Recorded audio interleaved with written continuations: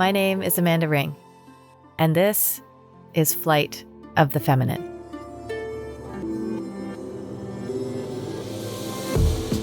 Here on Flight of the Feminine, I'm inviting you to explore and reclaim all things feminine, the divine and the dark. To awaken your womb and heart consciousness, I'm inviting you to open to the realms of energy and spirit, to evoke empowerment and create sovereignty. As a sacred soul, each one of you are on this journey through life.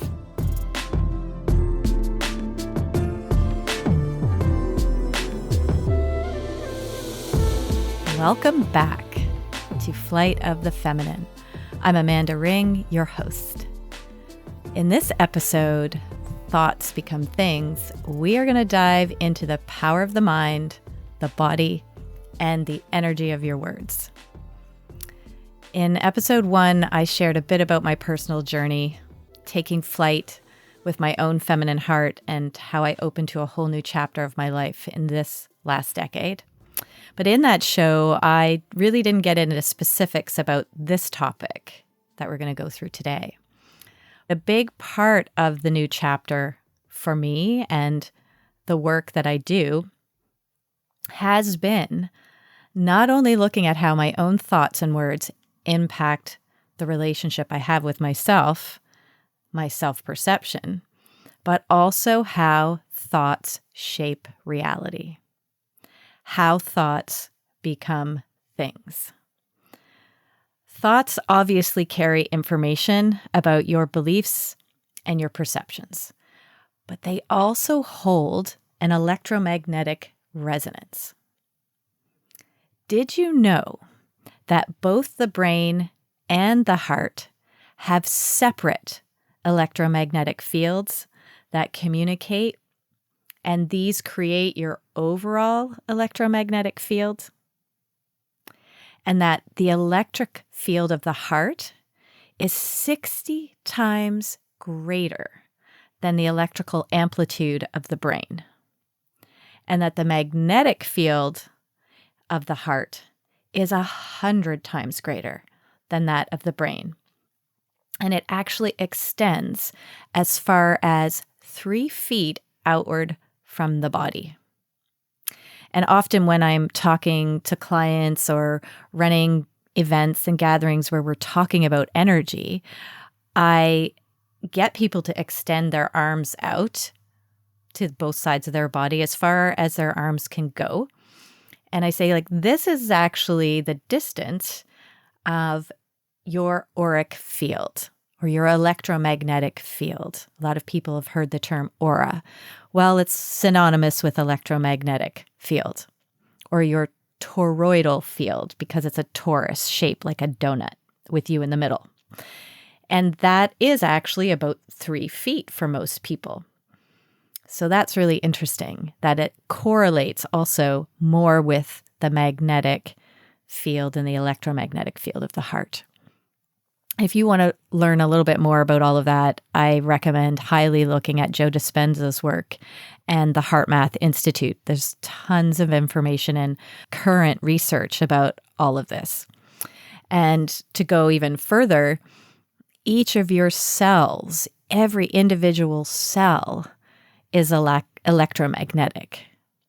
And this is really important when we're talking about the brain, the heart, and our thoughts and our feelings and how they shape our reality.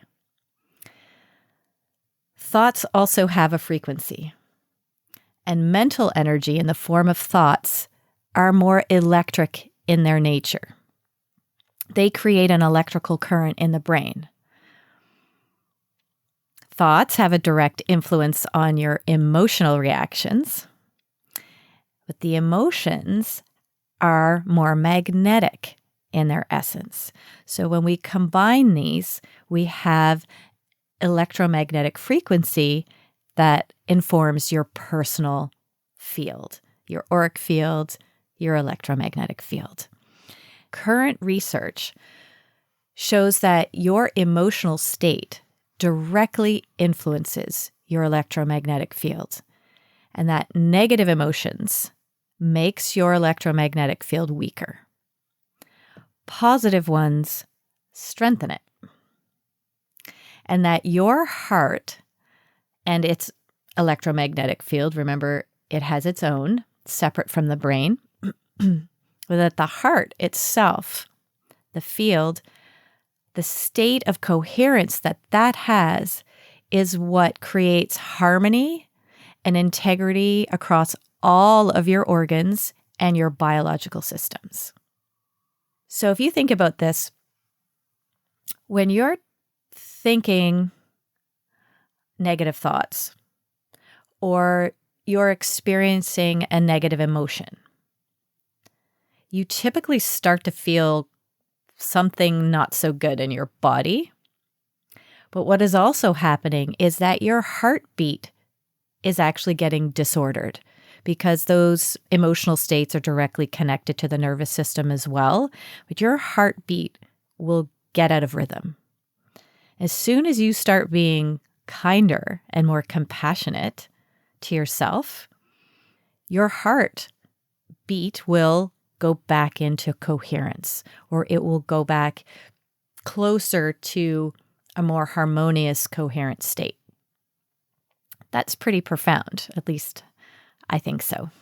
I think it's important for us to really dive into why this is so important and how you have so much power at the tip of your tongue, of your words, of your thoughts.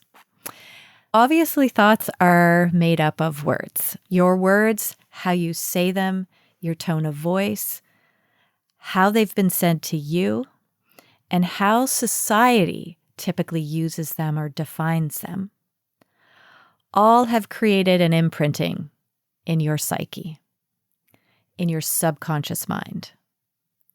And all of these words and thoughts have a vibrational resonance. So if you consider words and thoughts like ingredients for a soup, and the soup is your mind, which ones you choose to put in the soup will affect the flavor and the quality of the soup, which is your mind, which in turn is what's nurturing your whole being. This is important. How words have been interpreted and are typically used create an energetic cascade of emotional response and internalized perceptions we already have.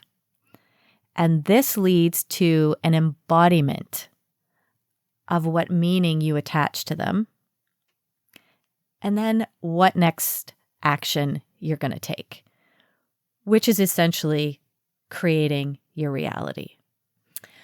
Unless you have a good sense of interoception, which is the ability to sense the internal signals from your body that's informing you of how you feel at any given time, like you're hungry or you need the bathroom, but also things like when you're feeling frightened, like your stomach might hurt. That type of sensing, those internal signals, is what interoception means. It's internal. It's coming from within. So unless you have an awareness of that and a regular practice of self-inquiry, which actually helps you become aware of those signals, then much of your personal reality is getting shaped by your subconscious autopilot that has frequency set points that are created by your subconscious thought patterns. And we already know that a lot of what is subconscious has been influenced by our families, by society, and in fact goes right back to when you were in your mother's womb and what you were picking up from her emotional state and what was going on in the environment around her. That was precognitive, before there was an awareness of thought. But you were very much an electromagnetic being that was picking up what was happening in the resonance around you. And just to make another little metaphor, the subconscious mind is like running this autopilot of information, of thoughts, obviously made up of words, of perceptions, ideas. And that's just like when you're running your laptop with a program in the background that you've either forgotten about or you didn't know was running. And it's constantly going. And until you actually become aware of it, it just keeps going. So this is what this episode is about. And many of the episodes that we'll explore together in Flight of the Feminine is to go in and explore and learn about these things so that you actually can have more personal power over them and how to work with them.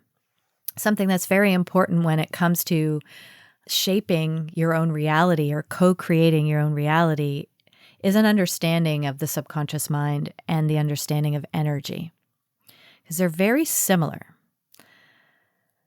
Your subconscious mind, inherently, it has no judgment. It doesn't know the difference between true or false.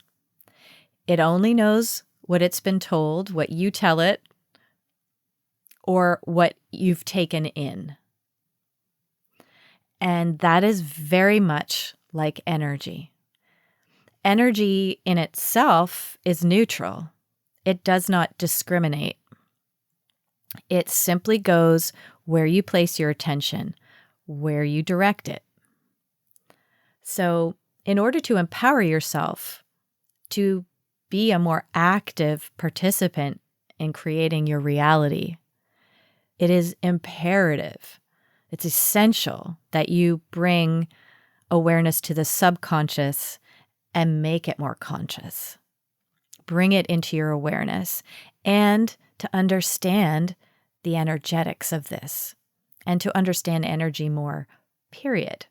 And this is why a lot of people who work in the field of energy, different types of healers and practitioners that are using that language, are also often paying attention to how you're talking to yourself, what your belief systems are like, what your mindset is. And it's called a mindset for a reason, because there's often a set of perceptions that are running in your mind all the time.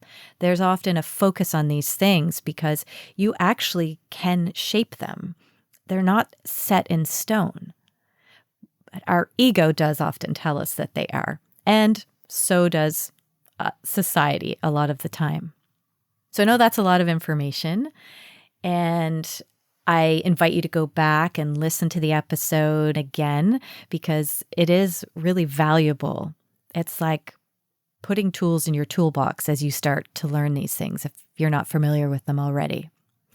And I'm going to take you through a real life example to help you get a felt sense of how your thoughts become things and the importance of the energy of language. Something else I really want to highlight is that when you choose to take a closer look at frequency or at sensation, or how your thoughts and words and beliefs contribute to the co-creation of your reality, you are using your feminine energy. The feminine principle is what helps you get curious and connect to your sensory experiences, to your emotional states, and your sense of embodiment, being in your body, the state of being. When you embody something, whether it's a concept, a thought, a belief, you are actually then living it, which means you are actively nurturing more of that into existence. This is how thoughts become things. All right. We are going to take one of my least favorite words. It's the SH word. And it's not the one that you're thinking of. It's the word should. Should has a powerful impact. And the resonance of should tends to create a path that breeds inauthenticity and limiting beliefs. And these things obviously influence your reality, how you feel seen and heard, and how you connect with the world around you. Should itself equals the frequency of shame. Should and shame are practically synonymous. Now, there are times we're going to use the word should for things that are a little more innocuous, like I should take out the garbage. Yes, obviously, if I don't, it's going to smell and the house is going to stink. I should brush my teeth, these type of things. However, should has gotten absorbed into our psyche and utilized in a way that is so detrimental and interwoven with the experience of shame. And shame impacts your lived sense of potential and the frequency you're vibrating at and what you attract into your life in a very limiting way. I'm going to ask you to do a little experiment with me right now. And I want you to pause whatever it is you're doing. And you can still do this if you're driving. You don't have to pull over, but you can if you want. You're not needing your hands or your body in any way. And I want you to say these sentences I'm going to give you as if they were your own thoughts. I am certain you've had similar ones to these, or maybe these exact thoughts. I'm going to list them off, and I really just want you to either say them internally or even say them out loud. I should be working out more. I shouldn't have eaten that much. I should have realized that by now. I should be better at this. I should have known this was going to happen. Maybe say one of them again or a couple of them again. And while you are, how does your body feel when you're saying these things? I should be better at this. I should have known this was going to happen. How does your body feel? And where are you feeling whatever sensation is happening? Just take a moment to notice. Also, lean into how you're feeling emotionally while you make these statements. I should have realized this by now. I should be better at this. I shouldn't have eaten that much. I should be working out more. How do you feel emotionally saying those things?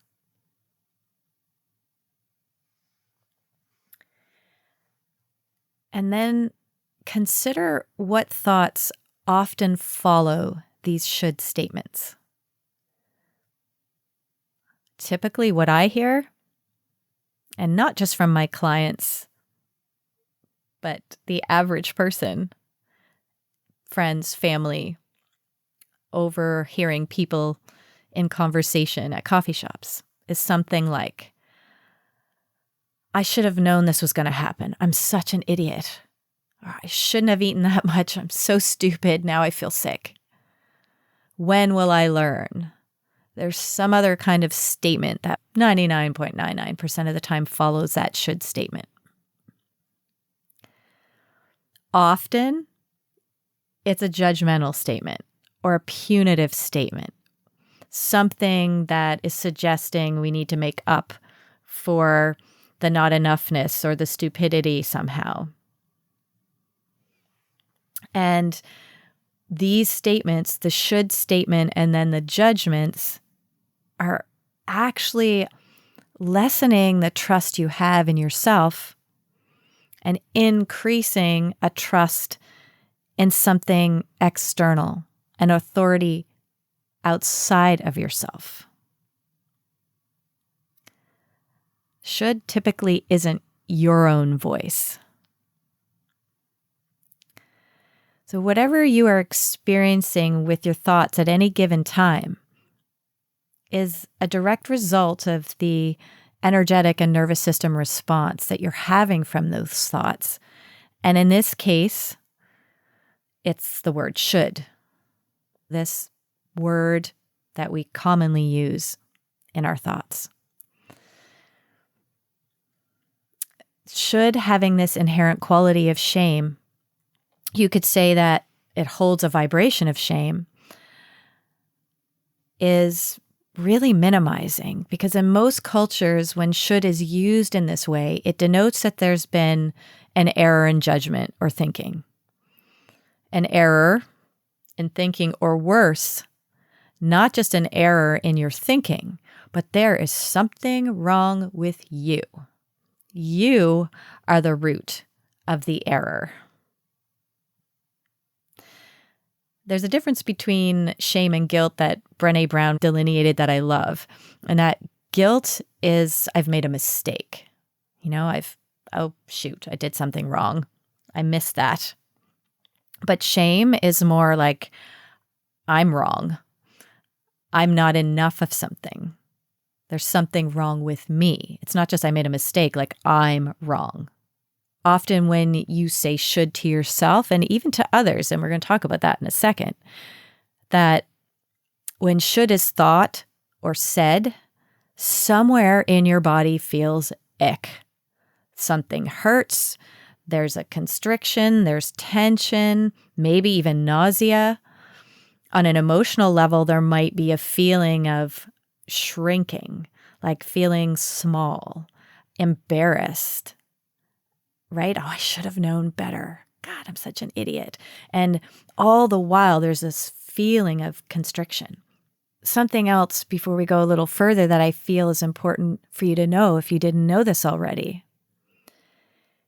is that the brain, nervous system, doesn't know the difference between when you're actually experiencing something or when you're remembering something or imagining something. The nervous system and your energy field will respond the same way. So if you get stuck in your I should have, and you're ruminating, and I should have done this, I shouldn't have done that, and it's in the past, well, your brain and your nervous system and your energy field are only knowing what you're telling it is happening in that statement and continuously responding to it.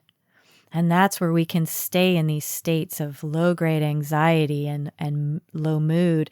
And when we have those thoughts a lot, our brain and our nervous system just doesn't know that it's not actually happening anymore. So we keep creating that reality. So that's really important when we have a trauma response or our nervous system response, or we see patterns in the sensations in our body. The body, if we're worried about something that's going to happen or something that happened in the past, the brain and the body don't know that it's not happening right now because it doesn't discriminate that way. It doesn't know the difference.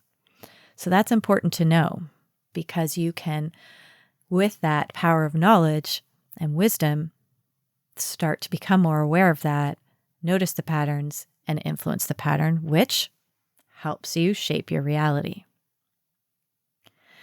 So if we go back to those sentences, I should have done this, I should have known better, I should be better at this. We're going to release that because of what I just shared. When we even conjure those feelings through those thoughts and statements, our nervous system's responding. Our energy field is responding. So let's take a few breaths together to clear that energy and clear that resonance of shame. because it doesn't feel very good. So what I'm going to invite you to do now, we're going to take 3 inhales and exhales together. But the inhale is going to be through the nose. When you breathe in through your nose, you're going to hike up your shoulders by your ears, make fists with your hands. You can't even scrunch up your face if you want. And then when you exhale, you're going to exhale out through your mouth, and you're going to let everything release and drop. Your shoulders will drop, your hands will release. You can let your face go back to normal. You might even shake your arms. Shaking helps to reset the nervous system, and this tighten and release helps the nervous system also respond in a way to go back into coherence. So, if you're ready, we will move into 3 inhales and exhales together. Taking a big breath in through your nose, hiking up your shoulders, tighten everything, and exhale out through your mouth, dropping everything. Take 2 more of those, and if you need to sigh on your exhale, do it. Big breath in.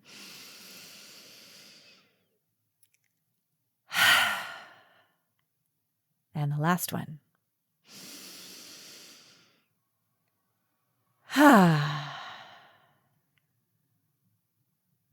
Great. Remember that. And use it anytime you've used the word should, because no doubt you've constricted somewhere. Most likely when we went through those examples, you had a sense of constriction or tightness in your body when you said those things to yourself or said them out loud. You could have experienced a sense of heaviness in the body or lightheadedness even. Why? Because the resonance of the word should is so closely connected to shame, it creates a shutting down because inherently it has criticism, inadequacy. There's a sense of condemnation or regret. Should creates shutdown. It creates constriction. Should causes emotional withdrawal and rigidity. It also minimizes your energy field. And I can show people this with my dowsing rods and with my pendulum. I can show them by getting them to say these statements and show them where their auric field is extended to and then how it shrinks back close to their body. So it minimizes your energy field. We know with negative emotions, the electromagnetic field weakens, but it also constricts. Shame can also show up with its twin, blame. So if we're not comfortable with the experience of embarrassment or shame, or when we use the word should, there's some form of internal criticism going on. If we're not comfortable or feel like we know how to deal with those feelings or those emotions, we will often project that and blame it on someone else or even a circumstance, a government, an event, the weather, you name it. So in that way, shame can actually create expansion. The word should can create expansion, but it's more in the form of like a laser beam. It's projected at one thing. It's not expansive like a feeling that helps you feel open and hopeful. When shame shows up and blame shows up, it creates separation. It's me versus you. Us versus them. It's me and the world. So again, that is fragmenting. And this is so important because we can feel it in our bodies. We can really feel it. And often the word should, shame and blame often sneak in the back door when we use it, is very much steeped in a root of comparison and competition, which once again is this patriarchal energy of control. And often when we feel like we should have done something that we didn't, we're comparing to something outside of ourselves or something someone else has done or shared or something we've done in the past, that we then need to conform. We need to change according to something outside of ourselves. And that criticism of ourself or of someone else, shaming someone else by saying, God, you should have known better. That we're saying that in a way that subconsciously we're hoping that will motivate change. But it's based on very rigid standards. And usually this is some form of internalized patriarchal way that we're experiencing life. A couple of examples of that might be a child of this age shouldn't be playing with dolls. Or a man of this education level shouldn't be doing X, Y, Z, fill in the blank. A woman of this age shouldn't be wearing that. These are all based on some external standard or authority, and people will internalize that and feel ashamed and question themselves. Like, oh, should I not be wearing that? Or should I be doing this with my life? Or should I be doing what they're saying I should be doing with this level of education or living in this part of the country? Or shouldn't I be behaving this way according to some rules that we have to compare to and conform to? It restricts, it feels minimizing and unstable, destabilizing. So this is something just to consider that I invite you to be aware of when not only you're referring to yourself, but you're referring to others, even people you don't know. Because how that all feels is shaping how you embody and how you make your next choices. And when you're feeling I should and feeling shame, ask yourself, as your next steps, are those next steps aligning with your true desires, your true potential? Are they aligning with love, with kindness, with hope, with optimism? Typically not when should is involved or shame is involved. They're being shaped by this voice that isn't your own, by someone else's standards or expectations that were imprinted upon your psyche, past experience, by society, by your family. And they actually take away from your own preferences and your own intuitive sensing and knowing. It is important to be mindful of how you use should with others, because you are impacting their personal power. And you could be having a very heart-based intention when you say, oh, you should watch this, or you should try this diet, or you should try this supplement, or you should try this new exercise because I'm having great results. Obviously, the tone of that, the energy of that feels very different.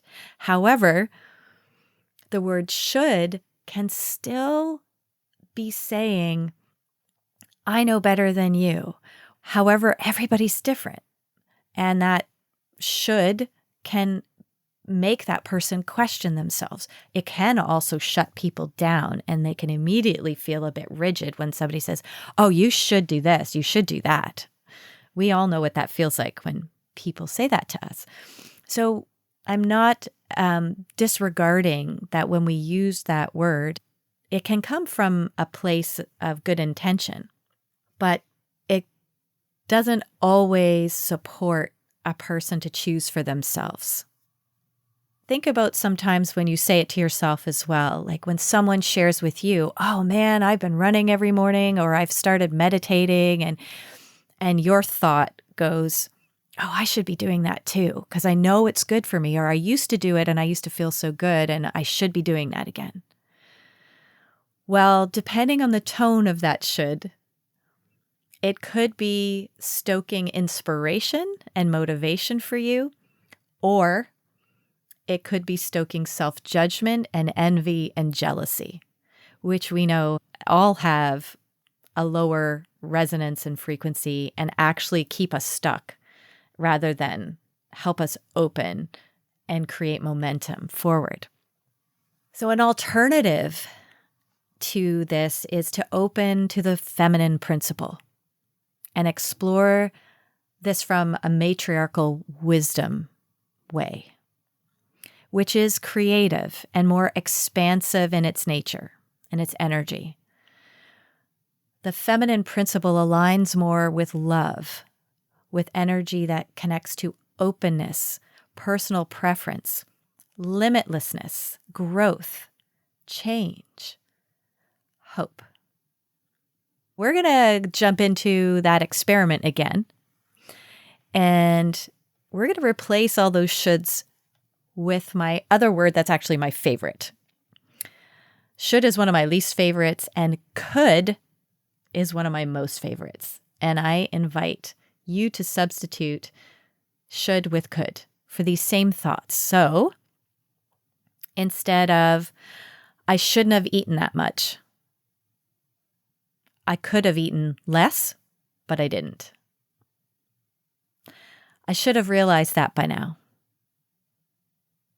I could have realized that by now, but I haven't. I should be better at this. I could be better at this, but I'm not. I should have known that was going to happen. I could have known that was going to happen, but I didn't see it coming. Another example, I could have waited to say that, but I didn't. Just see how these feel in your body. What sensations do you feel saying could instead of should? It's one word that changes, but the energy is quite different. How the body responds is quite different. What emotions feel present when you're saying could instead of should? Could creates openness. It creates courage. It creates that sense of expansion. It invites compassion, curiosity. So if we take, I could have waited to say that, but I didn't. I think we can all relate to that when we say something that was like, oh man, shit, I shouldn't have said that right now, right? We say, I shouldn't have said that. It slipped out, it came out. But what if we said to ourselves, even later, I could have waited to say that, but I didn't. Right in that statement is self-accountability, is self-awareness. There's potential to learn. And one of the most important things is that there's a creation of safety. There's less judgment. So we could say, oh, I could have waited to say that. And if I had, I might have been clearer in what I wanted to say. I could have waited to say that, but I didn't. And now I see that the timing wasn't quite right and it wasn't helpful for me to say it then. We can use that feminine principle of curiosity and going within to ask the question, why didn't I wait? Why didn't I wait to say that? Because this isn't about the other person and what they were saying. This is about, why am I behaving this way? Why did I choose that? So why didn't I? Well, you might discover I was scared. I was caught off guard. And when you open to that, there is increased self-acceptance. There's an acknowledgement of your own humanness. And there's an acknowledgement that you actually had a choice, and you have a choice in the future. When we use could in place of should, we stoke this courage to be honest with ourselves about situations, and that builds self-trust. It builds capacity. And it helps us be more compassionate and safe to go further into our own inquiry. It helps us lead to this wondering of why. It opens the mind and the heart and the body. When we do this, it's connecting us inherently to infinite potential. So there's a broader and more enlivened bandwidth of energy we get to play in. There's more of a variety of emotional energy, and there's more mental freedom. It doesn't shut things down and make it rigid. Could really elevates and expands your mental and emotional potential. It also soothes the nervous system. When I say could instead of should, there's a softening that happens in my body, and there's more of a stability and a steadiness. So if I were to say I should be working out more, I'm feeling a little bit of panic and anxiety, or like I'm doing something wrong and I'm failing, or I haven't been devoted enough, or like all these other thoughts just come flying in, and they're all very constricting. But if I say to myself, I could be working out more, but I'm not. I'm accepting what I'm doing. I'm accepting the choices I'm making. I'm accepting the fact and the situation as it is. And I just all of a sudden, I just feel this drop in a good way, not in a plummeting in my stomach and feeling embarrassed or anxious. So the inner feminine wisdom way is to explore, to expand, to open, to go inward for the answers and create new from what you learn. And we can really use our own inner masculine energy as well when we're doing this, because the masculine helps to protect this learning, helps us to organize our thoughts and our intentions, and helps us stoke our personal will and determination to try something different the next time, to see something through. So you can see how the energy of your thoughts, the felt sense of them in your body, and consequently the embodiment of your words and thoughts lead to shaping the manifestation of your reality. There's a quote that I like: "The focus of your attention sets up a vibration of energy in your electromagnetic field that attracts experiences related to what you focus on." This is how thoughts become things. And truly, you are the only one who can think your thoughts. So, as further invitation for your own transformation and leaning in to your feminine energy, feminine principles, lean in and get curious about how the thoughts and words that you use feel in your body and why you use them. Are they yours? Are they expansive and loving and connect you to your potential? So I really hope that you have found this not only interesting but insightful, but also a source of inspiration to experiment more with how your own words and thoughts influence and shape your reality. My last little bit of what I call soul work instead of homework is, for a week, replace all of your shoulds with coulds. And let me know how things go and how life changes for you. It will. And it will reveal to you how much that word gets used and how it feels. And when you replace it with could, how things open up, how things settle within yourself.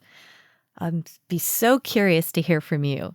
See how that little experiment goes should you decide to take me up on it. 2 other things you can look to is on my blog, there's an interesting one called Spelling the Energy of Language. So if you've liked this theme and this topic of exploration, go have a read of that blog. And on my YouTube channel, 2 years ago, I did a little video as I was walking in the field, and it was about should and this invitation to replace it with could. The first part of it, the audio is terrible because it was windy, but just get past that first minute, I stop walking and things settle down. You can hear it very clearly. So if you want another little reminder and you want to see this beautiful field that I get to walk in all the time, go check that out. And if this has piqued your interest on how to work more with self-inquiry and how you embody that in a new way and embody energy of your words in a new way, check out the Wise Woman Awakening course, because there are in every module self-inquiry journal questions. We work with intentional affirmations, but in a very embodied way. The actual felt sense of these and movement practices to move out of those more limiting experiences of language into more expansive and transformative experiences. I'm sure in a future episode, I'll geek out a little bit more on the energetics and the vibrational sides of things, so stay tuned for that. Our next episode on Flight of the Feminine is going to be another one you might find really useful and interesting. And it's called Your Body is Talking. Are you listening? So if that piques your curiosity, tune in. Episodes for Flight of the Feminine drop every second Friday, so make sure that you are marking your calendars. Please like and share, and check out my website, my Instagram and Facebook feeds, and online courses for all of the resources that are there for you to support your own healing journey.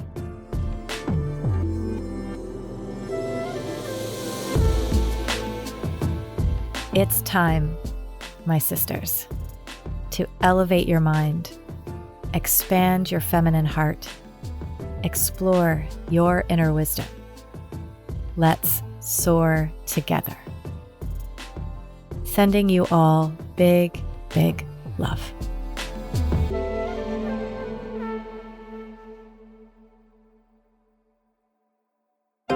This is Story Studio Network.